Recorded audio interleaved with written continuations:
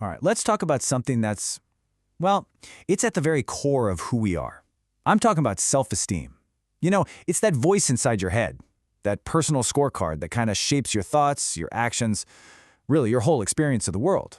So how does it actually work? Just take a second to look at this. You've got a simple house cat, but its shadow is this powerful lion. It really makes you stop and think, doesn't it?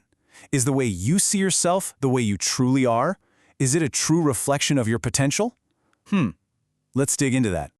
Okay, so what is self-esteem really? When we strip it all down, what are we talking about? Well, a great way to picture it is like a mirror. But it's not a mirror for your face. It's the mirror you hold up to your own mind. Now, if you were to look it up, the textbook definition is pretty simple. Confidence in one's own value or abilities. But let's be real, it's so much more than that. Think about what that really means. It's the deep-down belief that you can handle whatever life decides to throw your way. And that's exactly what this is all about. See, self-esteem isn't just some passive feeling you have. No way. It's an active force. It's the power that lets you grab that "I can't" and literally rip it apart, turning it into "I can." So, at the end of the day, it all boils down to the judgment or the opinion you hold about yourself.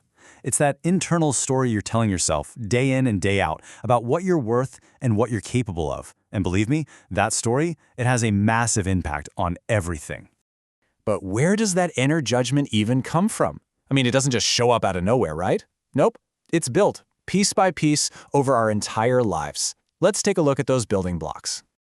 Think of your self-esteem like a giant mosaic of your life. Seriously, it's made up of all the experiences you've had, every success, every setback. It's formed by all the relationships you've had. Every single person you've met has kind of left a little fingerprint on that mirror in your mind, either making it clearer or smudging it up a bit. So, all of this, all these building blocks, they lead us to a really important point. Depending on how those experiences have shaped us, we tend to go down one of two very different paths. We've got the path of high self-esteem and the path of low self-esteem. And when you put them side by side, the difference is, wow, it's huge. On one side, with high self-esteem, you've got this feeling of being valuable. You don't compare yourself to others. You have the courage to just be you. You even care about how others feel. But on the other side, it's like an anchor. You don't believe in yourself, you worry about everything, you're afraid to be creative, and you basically see failure before you even start.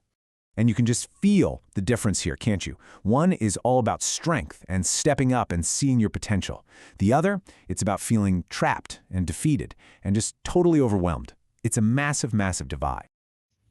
High self-esteem really just boils down to that classic "I think I can" attitude. And let's be clear, this isn't about being arrogant or thinking you're perfect. Not at all. It's about believing you've got what it takes to at least try, to learn, and to grow from it. And then you've got the flip side.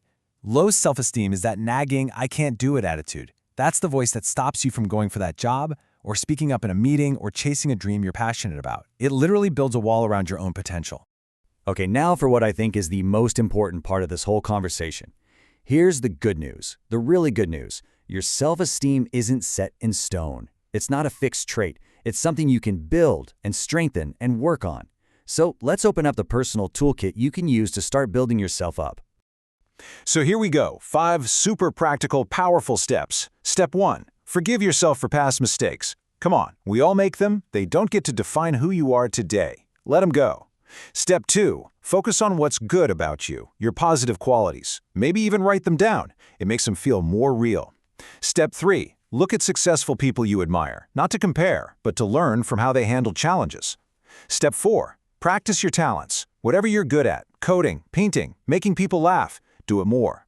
And finally, step 5, learn new things. Always. It proves to yourself that you can grow and pick up new skills. Every one of these is like another brick, building a stronger foundation for yourself. And this really captures what that journey looks like, doesn't it? It's all about moving up one step at a time. You go from "I won't do it," maybe to "I can't do it," all the way up to "Yes, I did it." That view you have of yourself, that's the fuel that gets you up those stairs. All right, as we start to wrap this up, I want to come back to one final and really important reminder. Let's talk about the truth about you. So please, remember this. First, your self-esteem can absolutely be improved. It's not permanent. Second, Yeah, it comes from every experience in your life, but that means new experiences can change it. Third, how you see yourself. It literally affects everything you do. And finally, having high self-esteem, it just gives you a genuinely good feeling about yourself. And who doesn't want that? And I want to leave you with this one last thought. You are a unique individual. I mean, think about it. No one else is like you in the entire world. Your mix of experiences, thoughts, talents, it's never happened before and it'll never happen again. That alone makes you special already. And that is an incredible foundation to build on. Thanks so much for joining me.